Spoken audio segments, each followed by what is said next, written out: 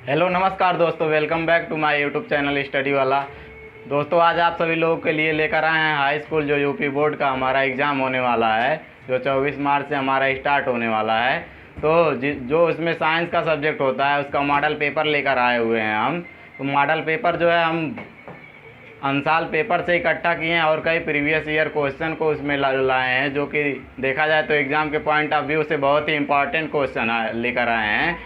तो अगर आप सभी लोग एग्ज़ाम देने के पहले अगर एक बार एक क्वेश्चन को सॉल्व कर लिए तो पक्का है आप सभी लोगों का तो तैयार हो जाएगा। 70 नंबर का आता है साइंस हमारा, 70 नंबर तो कंफर्म है, इसी टॉपिक से आ जाएगा। तो चलिए देर न करते हुए शुरू करते हैं। जैसा कि साइंस का हमारा सब्जेक्ट है, ये क्लास 10th का है मॉडल पेपर जो है, और उसमें से हमारा 3 खंड में पेपर आता है। जो सेक्शन ए हमारा खंड के होता है और रसायन विज्ञान का होता है। तो रसायन विज्ञान का हम पहले शुरू करते हैं बहुविकल्पी प्रश्न से। बहुविकल्पी प्रश्न रसायन विज्ञान में 3 नंबर का आता है, 3 क्वेश्चन आता है। पहला क्वेश्चन हम लेकर आए हैं जो कि बहुत महत्वपूर्ण है।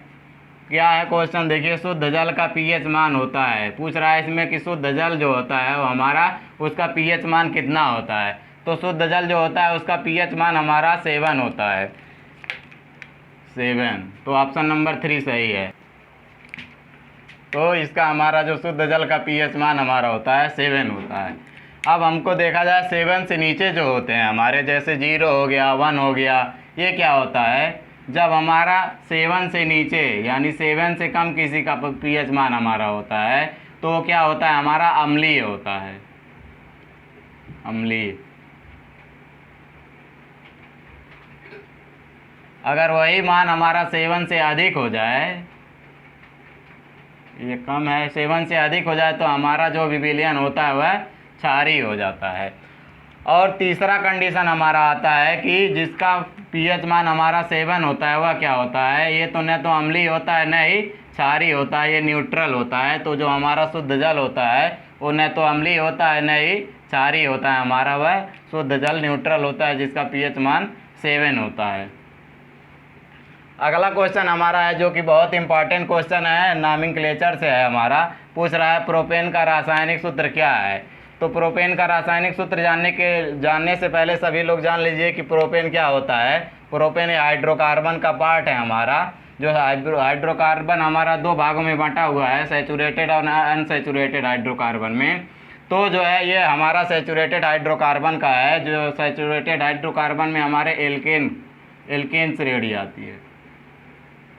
अभी इसी एल्केन का ये है प्रोपेन। अब एल्केन का जो है सामान्य फार्मूला हमारा क्या होता है, CnH2n+2। इसी वाले फार्मूले पे हम रखेंगे कौन सा आ रहा है। अब सबसे पहले यहाँ दिया हुआ है प्रोपेन। प्रोपेन मतलब 3 कार्बन होना चाहिए। एक कार्बन पे क्या होता है, हमारा मेथ होता है, और अगर दो कार्बन हो तो हमारा एथ जुड़ता है, 3 कार्बन पे हमारा प्रोप जुड़ता है। तो यहाँ से हम सबसे पहले देखेंगे कि इसमें 3 कार्बन है। तो दूसरा ऑप्शन जो हमारा हुआ है दिया हुआ है इसमें 3 कार्बन है, तो यही हमारा ऑप्शन सही हो जाएगा। C3H8 जो हमारा होगा प्रोपेन का रासायनिक सूत्र होगा, उसको हम इस वाले फार्मूले में रख भी सकते हैं, CnH2n+2 वाले में रखेंगे तो हमारा C3H8 आ जाएगा निकल के। तीसरा क्वेश्चन हमारा दिया हुआ है नियान है। अब नियान को पूछ रहा है ये क्या है, क्षार धातु है कि अक्रिय गैस है कि उपधातु है कि संक्रमण तत्व है। ये देखिए पीरियाडिक टेबल से क्वेश्चन आया हुआ है। जो नियान होता है हमारा वह किस ग्रुप पे पाया जाता है, सबसे पहले इसको जान लीजिए। तो जो हमारा सबसे लास्ट का ग्रुप होता है 18 ग्रुप होता है, इसी 18 ग्रुप का ये एलिमेंट है, दूसरा वाला एलिमेंट, ठीक है। तो ये वाला जो हमारा होता है नियान, ये क्या होता है, ये अक्रिय गैस होता है। अक्रिय गैस का मतलब इसके आउटर मोस्ट सेल में 8 इलेक्ट्रॉन होते हैं। इसको न तो किसी को इलेक्ट्रॉन देने की आवश्यकता होती है, न ही इलेक्ट्रॉन लेने की आवश्यकता होती है, इसीलिए यह अक्रिय गैस होता है। तो ये जो हमारा नियान है यह अक्रिय गैस है। इसी तरीके से अगला क्वेश्चन है हमारा, जो कि इसके बाद पार्ट आता है अति लघुत्तरी प्रश्न का। तो अति लघुत्तरी प्रश्न को लिखने के लिए चलिए मिटाते हैं, बंद करिए।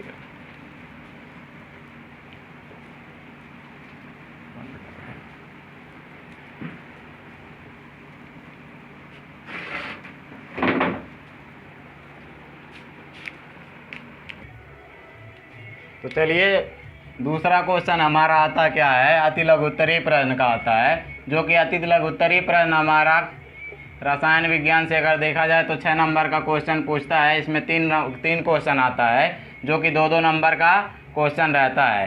तो इसमें से आ रहा है हमारा कि समीकरण दिया हुआ है, इसको पूरा करना है, इक्वेशन दिया हुआ है, इसको पूरा करके इसको बैलेंस करना है।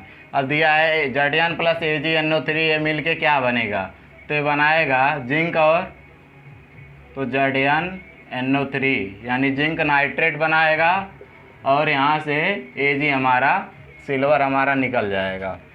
दूसरा क्वेश्चन हमारा दिया हुआ है मैग्नीशियम और हाइड्रोक्लोरिक अम्ल है जो, ये मिला के दोनों क्या बनाएगा, तो मैग्नीशियम और हाइड्रोक्लोरिक अम्ल हमारा मिलके ये MgCl2 बनाएगा, मैग्नीशियम क्लोराइड, और यहाँ से हाइड्रोजन गैस निकल जाएगा। अब देखिए इसको बैलेंस करना है इक्वेशन को। इधर देखा जाए तो ये हाइड्रोजन 1 है, यहाँ हाइड्रोजन 2 हो गया, इधर क्लोरीन 1 है, इधर क्लोरीन 2 हो गया। तो इसमें क्या करेंगे, HCl में हम 2 का मल्टीप्लाई कर देंगे। तो इस तरीके से हमारा दोनों एक इक्वेशन जो है बैलेंस भी हो गया, और हमको क्या प्रोडक्ट मिला वो भी पता चल गया, जो कि देखा जाए बहुत ही इंपॉर्टेंट क्वेश्चन है। हर साल एग्ज़ाम में पूछता है ये वाला इक्वेशन और समीकरण, तो हमेशा एग्ज़ाम में पूछता है।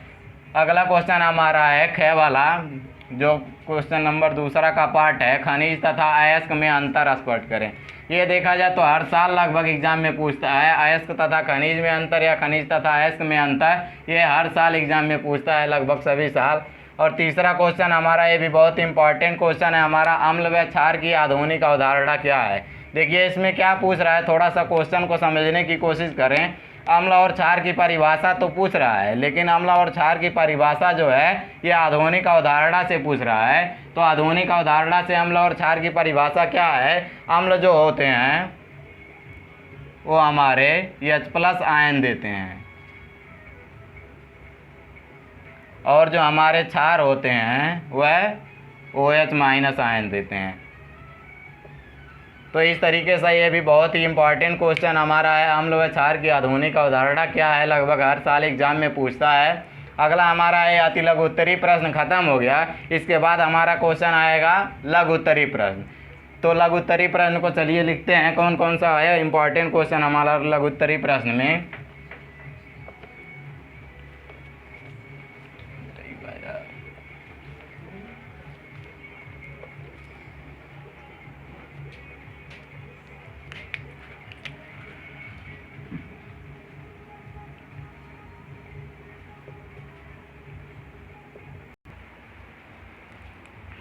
तो चलिए हमारा जो लघु उत्तरीय प्रश्न आता है हमारा 4 नंबर का आता है क्वेश्चन, जिसमें 2 ही क्वेश्चन होता है, क और ख, मतलब 2 पार्ट होते हैं इसके।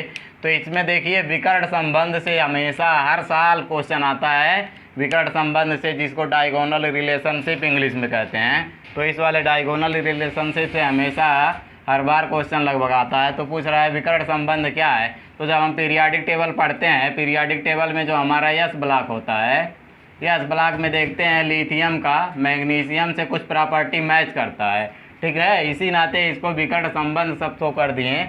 अब उसके बाद अगला इसमें पार्ट है दीर्घाकार आवर्त सारणी में कितने आवर्त तथा वर्ग हैं। तो दीर्घाकार जो आवर्त सारणी है हमारा, उसमें टोटल 7 आवर्त हैं, 7 आवर्त और 18 वर्ग, टोटल 7 आवर्त हैं और 18 वर्ग हैं जो हमारी दीर्घाकार आवर्त सारणी है। मॉडर्न पीरियाडिक टेबल उसको कहेंगे। मॉडर्न पीरियाडिक टेबल जो हमारा है उसमें 7 पीरियड एंड 18 ग्रुप, इसको इंग्लिश में कहेंगे 7 पीरियड और 18 ग्रुप, या 7 आवर्त या 18 वर्ग।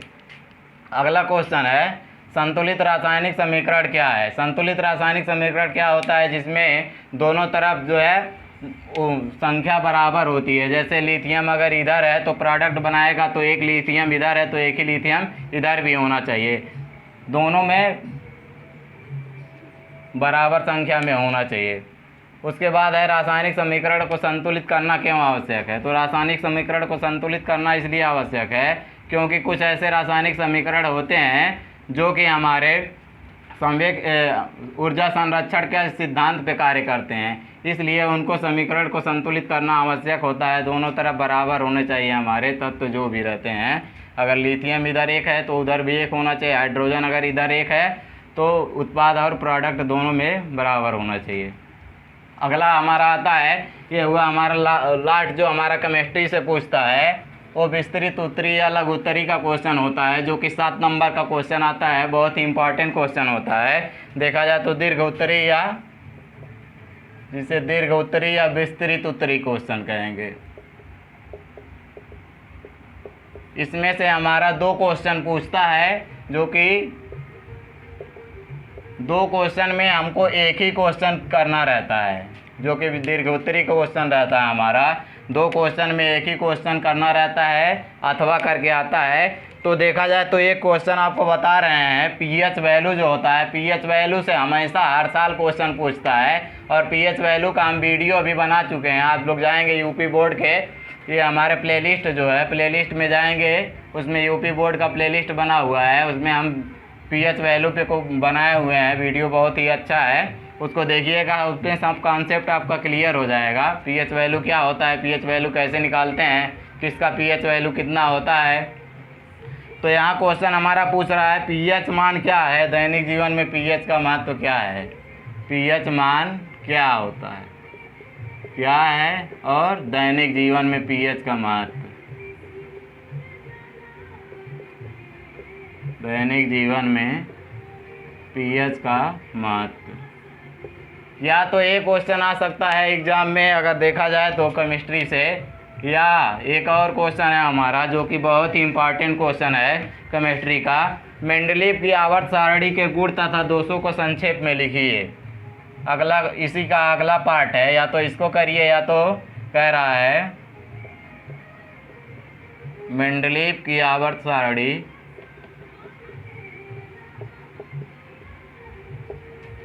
सारणी के गुण तथा दोषों को लिखिए।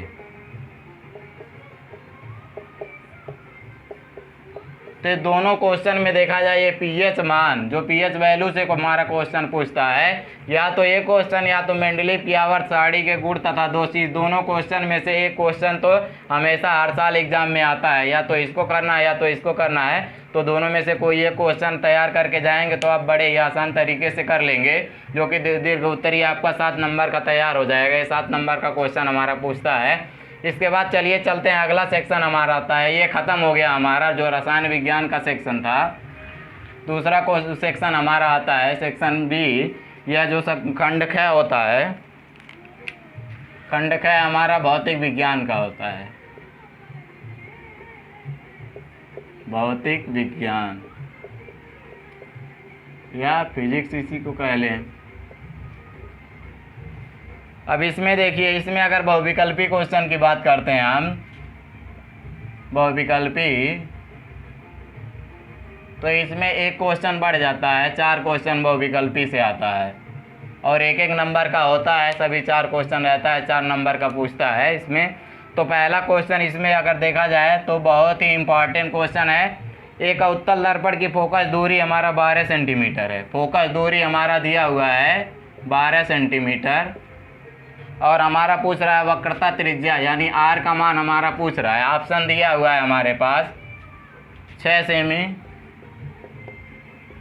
दूसरा ऑप्शन हमारे पास है 12 सेमी, तीसरा है 24 सेमी, 12 सेमी, तीसरा है 24 सेमी, और चौथा है हमारा ऑप्शन 18 सेमी। तो ये भी क्वेश्चन देखिए है फोकस दूरी और वक्रता त्रिज्या से। एक क्वेश्चन तो बहुविकल्पी में से हमेशा आता है, 1 नंबर का आता है, जो कि बहुत इंपॉर्टेंट क्वेश्चन होता है और बहुत इजी भी होता है। इसमें देखिए वक्रता त्रिज्या और फोकस दूरी में संबंध क्या होता है, हमारी जो फोकस दूरी होती है वक्रता त्रिज्या की 2 गुनी, मतलब जितना हमारा फोकस दूरी होगा वक्रता त्रिज्या उसका दूना होगा। अगर यहाँ दिया है फोकस दूरी हमारा दिया हुआ है या फिजिकल टू 12 सेंटीमीटर, तो त्रिज्या हमारा r इक्वल टू 24 सेंटीमीटर हो जाएगा। यानी जो हमारी वक्रता त्रिज्या होती है वह फोकस दूरी का 2 गुना होता है। तो यहाँ पे हो जाएगा हमारा F इजिकल टू R/2,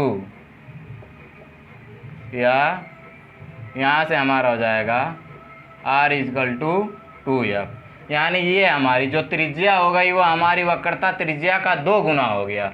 या इस फार्मूले को हम कह सकते हैं F इजिकल टू R/2, यानी जो वक्रता त्रिज्या होती है वह हमारी फोकस दूरी का दूना होता है, या जो हमारा फोकस दूरी होता है वक्रता त्रिज्या का आधा होता है। तो फोकस दूरी हमारा 12 सेंटीमीटर दिया हुआ है, तो वक्रता त्रिज्या हमारा 24 सेंटीमीटर हो जाएगा। तो हमारा तीसरा वाला ऑप्शन सही हो जाएगा। और इस वाले फार्मूले पे हमेशा क्वेश्चन पूछता है F इजिकल टू R/2, या इसी को इम्प्लाई दैट में कहें तो R इजिकल टू 2F हो जाएगा। इस वाले फार्मूले पे हमेशा क्वेश्चन आता है, एक क्वेश्चन तो पूछता ही है। चलिए अगला क्वेश्चन देखा जाए, जो कि बहुत ही इंपॉर्टेंट क्वेश्चन है, उसको हम लिखते हैं। अगला क्वेश्चन है हमारा, स्वस्थ नेत्र के लिए दूरबिंदु होता है। तो स्वस्थ नेत्र के लिए हमारा दूरबिंदु पूछ रहा है, ख वाला क्वेश्चन है। अब स्वस्थ नेत्र के लिए दूरबिंदु, देखिए इसमें 2 क्वेश्चन पूछता है। पहला क्वेश्चन हमारा होता है निकट बिंदु क्या होता है, दूसरा क्वेश्चन पूछता है दूर बिंदु। या तो निकट बिंदु पूछेगा या तो दूर बिंदु पूछेगा। तो देखिए हमारा निकट बिंदु क्या होता है और दूर बिंदु क्या होता है हम बता दे रहे हैं, ऑप्शन से आप लोग देख लीजिएगा। निकट बिंदु हमारा होता है, स्वस्थ नेत्र के लिए निकट बिंदु हमारा 25 सेंटीमीटर होता है। और अगर दूर बिंदु की बात करते हैं स्वस्थ नेत्र के लिए, तो दूर बिंदु हमारा अनंत पर होता है। अब इसी ऑप्शन में जहां आ जाएगा, जो भी ऑप्शन पहला दूसरा तीसरा जो भी रहेगा, आप उस पर सही का चिन्ह लगाइएगा। अगला क्वेश्चन हमारा, जो कि बहुत इंपॉर्टेंट क्वेश्चन है, प्रतिरोध का मात्रक होता है। ग वाला हमारा क्वेश्चन है, प्रतिरोध का मात्रक।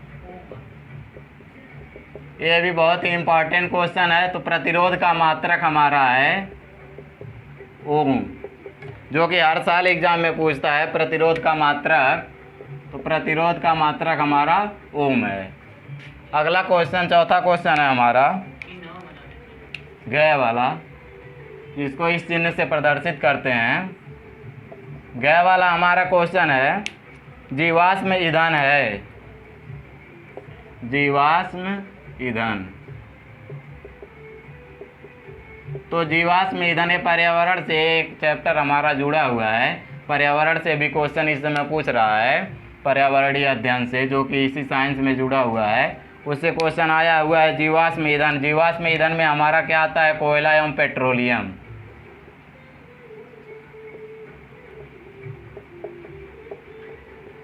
कोयला एवं पेट्रोलियम। अब ये जीवाश्म में क्या होता है, जो जीवों के सड़े गले अंश से जो हमको प्राप्त होता है उसी को हम जीवाश्म ईंधन कहते हैं। तो जो हमारा कोयला है, कोयला भी उसी सड़े गले अंश से, जैसे पेड़ पौधों को जब सड़ते हैं तो नीचे दब जाते हैं, वही बाद में कोयला बन जाता है। और जो हमारे जीव जंतु मर जाते हैं बाद में नीचे जब जाते हैं ज़मीन के नीचे, उसमें से जब खोद के निकाला जाता है वहाँ से पेट्रोलियम निकलता है। तो जीवाश्म ईंधन हमारा कोयला एवं पेट्रोलियम, ये वाला ऑप्शन हमारा सही है। अगला हमारा देखा जाए बहुविकल्पी हमारा ख़त्म हो गया, जो कि 4 क्वेश्चन आता है। 4 क्वेश्चन हमने बता दिया, जो कि बहुत इंपॉर्टेंट क्वेश्चन था। अगला हमारा है अति लघु उत्तरी प्रश्न। अति लघु उत्तरी में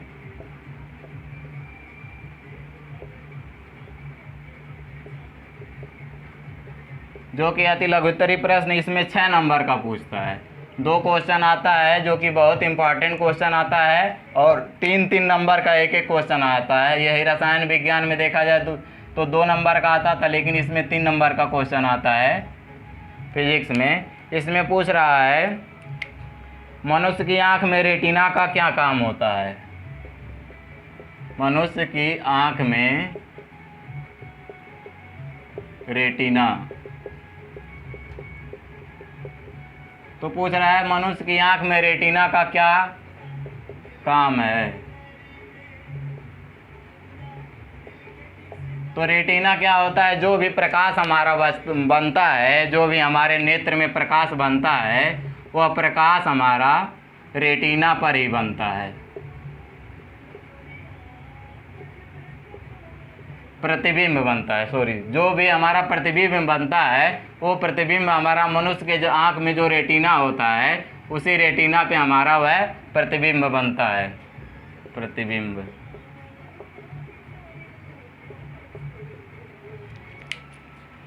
अगला क्वेश्चन जो हमारा है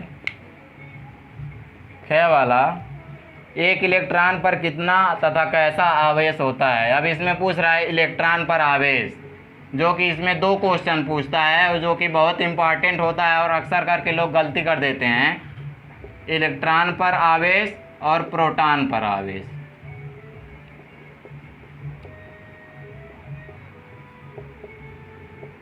इस दोनों क्वेश्चन में से एक क्वेश्चन हर साल एग्जाम में पूछता है। इलेक्ट्रॉन पर आवेश और प्रोटॉन पर आवेश दोनों सेम होता है, लेकिन थोड़ा सा डिफरेंट क्या होता है, चूँकि इलेक्ट्रॉन पे हमारा निगेटिव चार्ज होता है, इस नाते जो इलेक्ट्रॉन पर आवेश होता है वो हमारा वो भी निगेटिव पे होता है। तो इलेक्ट्रॉन पर जो आवेश होता है हमारा ये होता है -1.6 इंटू 10⁻⁻19 कूलम।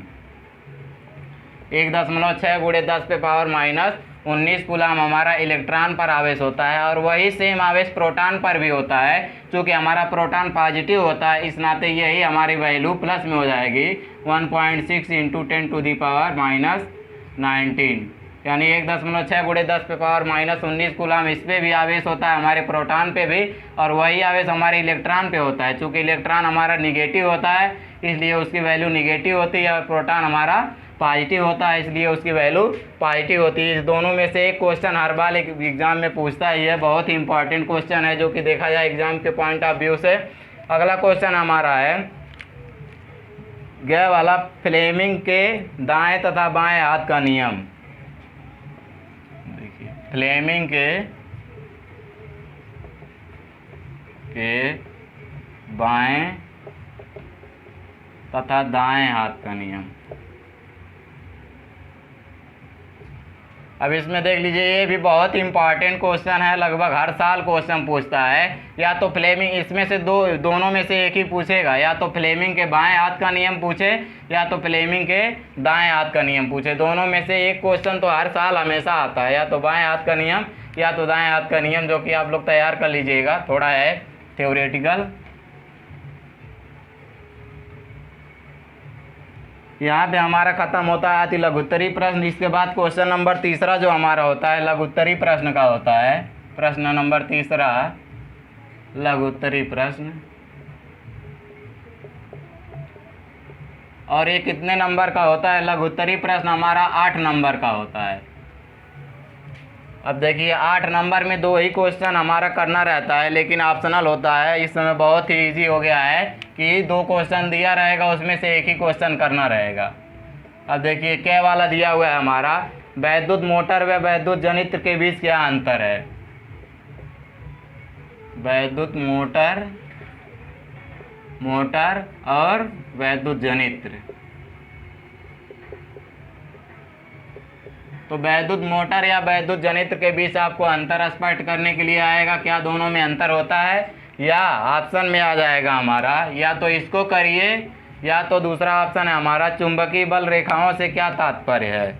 चुंबकीय बल रेखाओं से क्या तात्पर्य है, यानी चुंबकीय बल रेखाएं हमारी क्या होती हैं?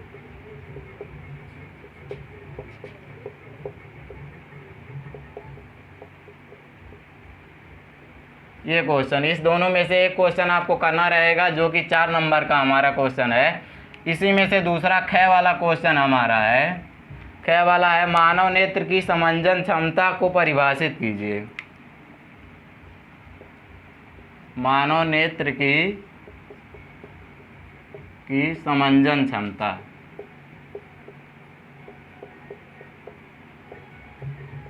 या तो ये क्वेश्चन आपके एग्जाम में आ जाएगा, या दोनों क्वेश्चन, निकट दृष्टि दोष किसे कहते हैं? इस दोष के निवारण में कौन सा लेंस का प्रयोग करते हैं? निकट दृष्टि दोष।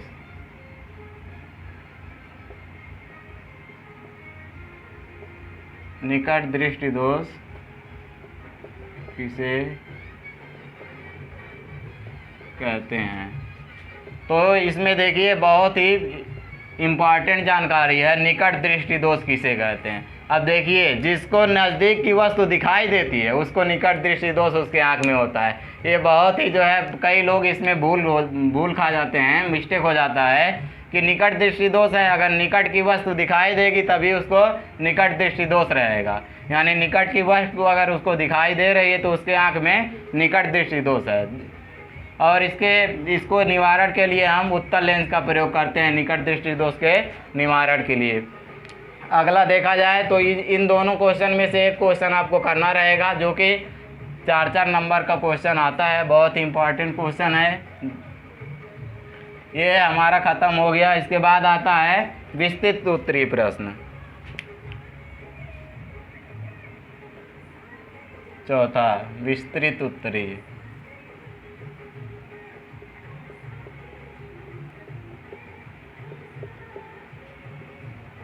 अब विस्तृत उत्तरीय में देख लीजिए, बहुत ही इम्पॉर्टेंट क्वेश्चन है। इसमें से 2 ही क्वेश्चन देता है, जिसमें से 7 नंबर का एक क्वेश्चन आता है 7 अंक का, और इसमें 2 क्वेश्चन देगा जिसमें से एक ही क्वेश्चन करना रहेगा दोनों में से।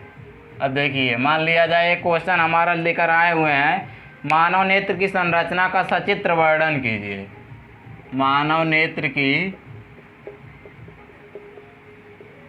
संरचना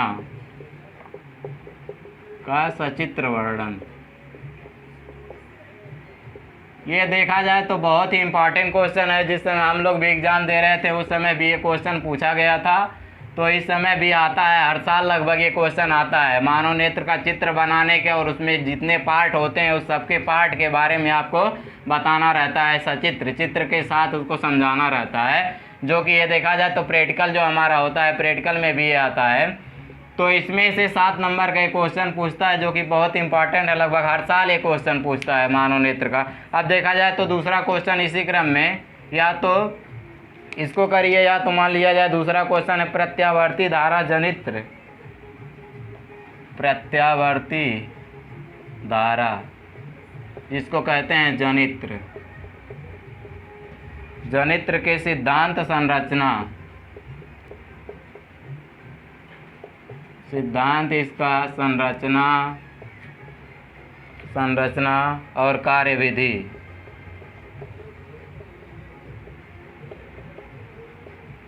का वर्णन करें।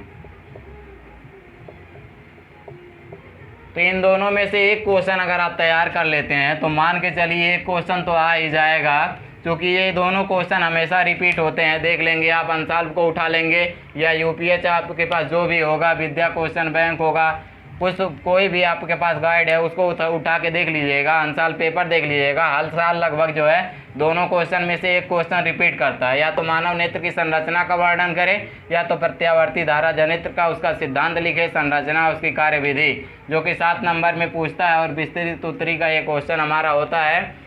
ये दोनों में से एक तैयार कर लीजिएगा, एक क्वेश्चन तो आ ही जाएगा। चलिए हमारा सेक्शन भी खत्म होता है, खंड है जो है भौतिक विज्ञान का। अगला हमारा सेक्शन आता है जो बचा हुआ है जीव विज्ञान का, जो कि बहुत ही इंटरेस्टिंग हमारा होता है। खंड है जो हमारा होता है जीव विज्ञान होता है। अब देखिए जीव विज्ञान से भी बहुविकल्पी क्वेश्चन आता है, जो कि 4 नंबर का क्वेश्चन पूछता है बहुविकल्पी का।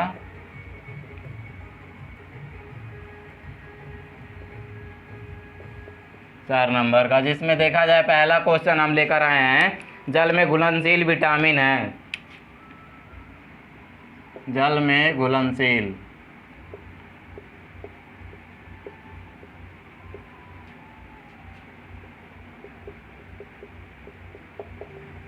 अब देखिए जल में घुलनशील विटामिन हमारा विटामिन सी जो होता है, जो कि जल में घुलनशील विटामिन होता है हमारा। ऑप्शन में है विटामिन सी, तो लगा दीजिएगा विटामिन सी हमारा होता है। अब विटामिन सी किस में पाया जाता है? विटामिन सी खट्टे पदार्थों में पाया जाता है, खट्टे पदार्थों में। अब खट्टे पदार्थ कौन कौन से हो गए? जैसे हमारा एग्जाम्पल में अगर देख लिया जाए तो नींबू हो गया, नींबू हो गया, संतरा हो गया, इन सब में अधिक मात्रा में विटामिन सी हमारा पाया जाता है। और विटामिन सी जो होता है इसका नाम हमारा सिट्रिक एसिड भी कहते हैं इसको। अगला क्वेश्चन हमारा है, पित्तरस का स्राव कहाँ होता है?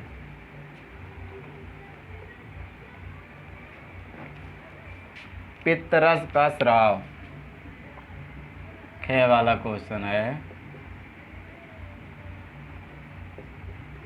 पित्तरस का स्राव या इसी को कहते हैं निर्माण, कहाँ होता है? तो देखिए ऑप्शन में दिया हुआ है हमारा पित्ताशय, पहला ही ऑप्शन हमारा है पित्ताशय। दूसरा ऑप्शन हमारा दिया हुआ है यकृत। तीसरा ऑप्शन है हमारा आमाशय। और चौथा है हमारा वृषण। अब देखिए बहुत से लोग देखेंगे तुरंत क्वेश्चन पित्तरस का स्राव यानी पित्त मतलब पित्ताशय हो गया, लेकिन देखिए अगर इसको देख के आप लगाएंगे तुरंत ही आपका क्वेश्चन गलत हो जाएगा। तो पित्तरस का जो हमारा निर्माण होता है वह यकृत में हमारा होता है, पित्तरस का निर्माण। अब देखते हैं कि पित्तरस कहाँ इकट्ठा होता है। तो पित्तरस हमारा इकट्ठा होता है ये पित्ताशय में। पित्ताशय मतलब पित्त को रखने का स्थान। तो अगर इसके अकॉर्डिंग आप इसको समझ के करेंगे कि पित्तरस का निर्माण कहाँ होता है, तो पित्तरस हमारा यकृत में बनता है और कहाँ वह निर्माण होके कहाँ जाके इकट्ठा होता है, तो हमारा पित्ताशय में इकट्ठा होता है। ये भी क्वेश्चन देखा जाए तो बहुत ही इंपॉर्टेंट ये ऑप्शन हो नहीं सकता है। ये पुरुषों में वृषण पाया जाता है, आमाशय जहाँ जो हम खाते हैं खाना जाके वहाँ इकट्ठा होता है। अगला क्वेश्चन हमारा है इसी बीच जो कि बहुत इंपॉर्टेंट क्वेश्चन है।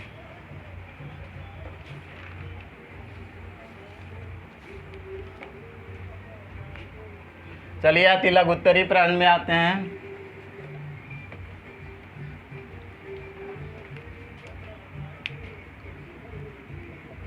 प्रश्न नंबर 2 है हमारा अतिलघु उत्तरी।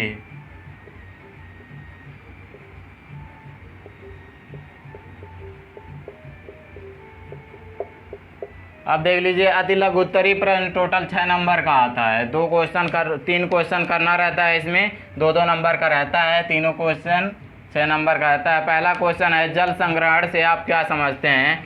ये भी इन्वायरमेंटल स्टडी से क्वेश्चन पूछा है, जल संग्रहण से आप क्या समझते हैं? ये अभी नया चैप्टर जुड़ा हुआ है, इसमें साइंस में क्लास हाई स्कूल के साइंस में ये नया चैप्टर जुड़ा हुआ है, उसी से क्वेश्चन किया है। जल संग्रहण क्षमता से आप क्या समझते हैं? तो थोड़ा बहुत आप पढ़े लिखे होंगे तो बहुत आसान तरीके से इसको कर लेंगे, जो कि बहुत इंपॉर्टेंट क्वेश्चन भी है, जल जहाँ जाके इकट्ठा होता है। फिर ख वाला क्वेश्चन हमारा दिया हुआ है, आनुवांशिकता क्या है? देखिए ये बहुत ही इम्पॉर्टेंट क्वेश्चन है बायोलॉजी का। अगर देखा जाए तो ये जो हमारा टॉपिक होता है आनुवांशिकता, क्लास हाई स्कूल का रीढ़ की हड्डी मान लीजिए इसको, कि चूँकि बहुत ही इम्पॉर्टेंट है ये आनुवांशिकता जो हमारा होता है।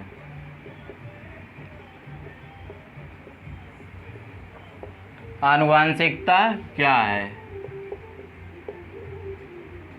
और फिर पूछ रहा है इसी में इसके जन्मदाता कौन है?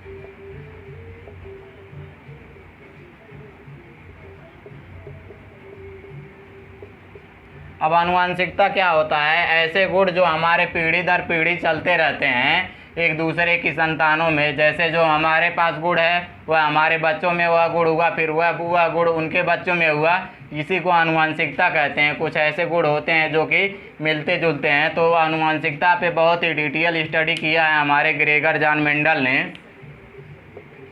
ग्रेगर जॉन मेंडल,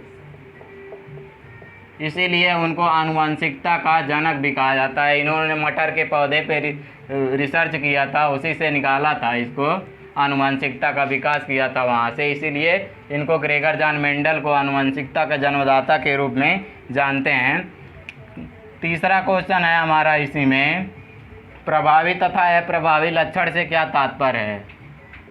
प्रभावी तथा अप्रभावी लक्षण। अब इसमें दोनों में प्रभावी और अप्रभावी लक्षण में आपको अंतर स्पष्ट करना है कि प्रभावी लक्षण किसे कहते हैं और अप्रभावी लक्षण किसे कहते हैं। तो इसको भी आप लोग पढ़े होंगे, इसको कर लीजिएगा, बहुत ही इंपॉर्टेंट क्वेश्चन है। ये हमारा दूसरा क्वेश्चन ख़त्म होता है। 3 क्वेश्चन पूछता है, जिसमें से 2-2 नंबर का, जिसमें आपको 3 क्वेश्चन हमने बता दिया। अगला क्वेश्चन हमारा लघु उत्तरी आता है, प्रश्न नंबर 5वां में लघु उत्तरी।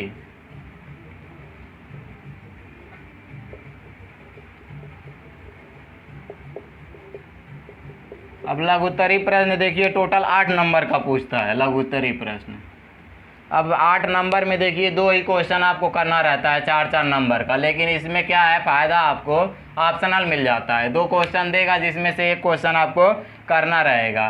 तो मान लिया जाए हमारे पास एक क्वेश्चन है, ऊर्जा के पारंपरिक स्रोत पर टिप्पणी लिखिए। ऊर्जा के पारंपरिक स्रोत।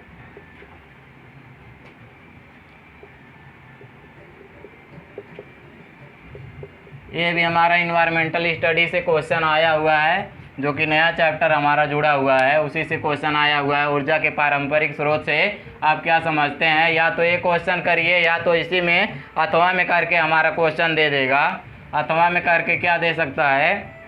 मेंडल के पृथक्करण नियम को, अब देखिए यहाँ भी आ गया मेंडल का पृथक्करण नियम। मेंडल के पृथक्करण नियम को उदाहरण सहित समझाइए। उदाहरण सहित समझाएं। दोनों में से एक क्वेश्चन आपको पूछ सकता है एग्जाम में, या तो एक क्वेश्चन या तो एक क्वेश्चन, दोनों भी बहुत ही इंपॉर्टेंट क्वेश्चन है। इसमें से एक ही क्वेश्चन करना रहता है। बहुत से लोग क्या करते हैं एग्जाम में, बहुत होशियारी करते हैं कि दोनों क्वेश्चन कर लेते हैं, तो वहाँ उनका नंबर कट जाता है। जितना क्वेश्चन हमको दिया रहता है करने के लिए, उतना ही क्वेश्चन हमको करना चाहिए एग्जाम में, ज़्यादा क्वेश्चन नहीं करना चाहिए। अगला क्वेश्चन हमारा ख में। ख में भी 2 ऑप्शन रहेगा, दोनों में से एक ही क्वेश्चन करना रहेगा आपको। इसमें दिया है लिंग गुणसूत्र किसे कहते हैं? लिंग गुणसूत्र।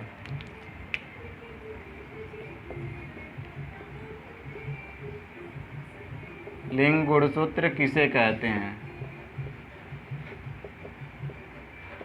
ये क्वेश्चन हमेशा आता है एग्जाम में, एक लिंगी द्विलिंगी का ये, और उसके बाद या तो इसको पूछता है एग्जाम में, या तो पूछता है समजात और विषमजात लक्षण, समजात तथा समरूप अंग। समजात तथा समरूप अंग से आप क्या समझते हैं? तो इसमें से लिंग गुणसूत्र से या तो क्वेश्चन पूछे, या तो समजात तथा समरूप अंग थे, दोनों में से एक ही क्वेश्चन करना रहेगा। तो ये भी दोनों क्वेश्चन देखा जाए बहुत इंपॉर्टेंट है, लगभग हर साल देखा जाए तो क्वेश्चन पूछते हैं।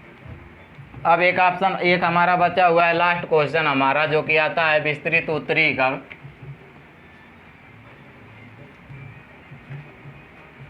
देखिए विस्तृत उत्तरी में 2 ही क्वेश्चन हमारे आते हैं, 2 में से एक ही क्वेश्चन करना रहता है विस्तृत उत्तरी में।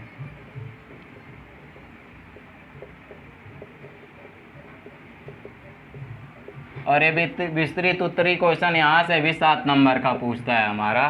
तो एक क्वेश्चन लेके आए हैं जो कि बहुत ही इंपॉर्टेंट क्वेश्चन है, जो कि आपको इसको पहले बता चुके हैं हम। मेंडल के आनुवंशिकता का नियम क्या है? मेंडल का आनुवंशिकता का नियम क्या है?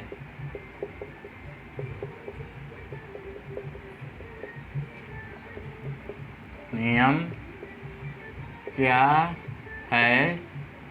इसको कह रहा है उदाहरण देते हुए विस्तार से समझाएं। उदाहरण देते हुए इसको विस्तार से आपको समझाना है कि मेंडल के आनुवंशिकता का क्या नियम है, उसमें क्या क्या हुआ था, कैसे कैसे उदाहरण लेके उन्होंने समझाया था। या तो ये क्वेश्चन दे दे एग्जाम में, या तो पुरुष या स्त्री के जनन अंगों का सचित्र वर्णन करें। है वाला पुरुष या स्त्री के जनन अंग का सचित्र वर्णन करें। अब देख लीजिए, दोनों क्वेश्चन आप तैयार करके जाइएगा। हमेशा रिपीट करता है। अगर एक साल ग्रेगर जॉन मेंडल का नियम पूछेगा तो उसके अगले साल ये पूछेगा क्वेश्चन, पुरुष या स्त्री का जननांग पूछेगा। इसमें से ऑप्शन करके हम लाए हुए हैं, जो कि बहुत ही इंपॉर्टेंट क्वेश्चन है। तो दोनों क्वेश्चन इसमें से आप तैयार करके जाइएगा। दोनों क्वेश्चन में से एक क्वेश्चन तो आ ही जाएगा। मान लिया जाए एक क्वेश्चन आप ये वाला आ गया, एक दूसरा क्वेश्चन आ गया, उसको नहीं आप तैयार किए हैं तो इस वाले को कर दीजिएगा। या तो ये क्वेश्चन आ गया ख वाला हमारा और आप दूसरा क्वेश्चन नहीं तैयार है तो इसको कर दीजिएगा। इन दोनों क्वेश्चन में से एक ही क्वेश्चन आपको करना रहता है और दोनों क्वेश्चन हमेशा रिपीट होते हैं। या तो ग्रेगर जॉन मेंडल का नियम पूछे या तो स्त्री और पुरुष के जननांग का वर्णन पूछे। तो दोनों क्वेश्चन बहुत ही इंपॉर्टेंट है, दोनों तैयार करके जाएंगे तो 7 नंबर तो आपका पक्का है, कोई काट नहीं सकता है, क्योंकि ये क्वेश्चन हमेशा रिपीट होते हैं। आप अंसाल उठा के देख लीजिएगा, पिछले 5-6 सालों से लगातार दोनों क्वेश्चन आ रहे हैं, जो कि हमने अंसाल से ही क्वेश्चन लेकर आए हैं यहाँ पे। तो टोटल हमने ये पूरा जो है एक मॉडल पेपर आपको बता दिया, जो कि 70 नंबर का टोटल ये हमारा क्वेश्चन था। 70 नंबर से अगर आप इतना तैयार करके जाते हैं तो मान के चलिए 70 में से 65 नंबर तो आप पक्का है निकाल लेंगे। 1-2 क्वेश्चन इधर उधर हो सकता है, क्योंकि बहुत ही इंपॉर्टेंट क्वेश्चन यहाँ पर हम लेके आए हुए थे। जितना बताए हैं बहुत ही इंपॉर्टेंट क्वेश्चन था। अब इतना आप अगर तैयार करके जाएंगे तो विज्ञान में बहुत ही अच्छे से आप कर पाएंगे। चलिए इस वीडियो में इतना है, उसके बाद फिर अगले ही ऐसे ही हम अंसाल से क्वेश्चन लेकर आएंगे और मॉडल पेपर लेकर आएंगे। हाँ, उसके बाद हम चलिए पुरुष और स्त्री का जननांग, इसके बाद हम कल बताते हैं आपको, जो कि 7 नंबर का क्वेश्चन आता है और बहुत ही इंपॉर्टेंट क्वेश्चन आता है। तो तैयार रहिएगा और चैनल को सब्सक्राइब करके रखिएगा अगर नहीं सब्सक्राइब किए हैं। और क्वेश्चन का पैटर्न और इम्पॉर्टेंट अगर आपको लगा होगा आपके एग्ज़ाम के पॉइंट ऑफ व्यू से तो एक लाइक तो बनता है, लाइक करके जाइएगा। Okay, thank you, all the best, thanks for watching.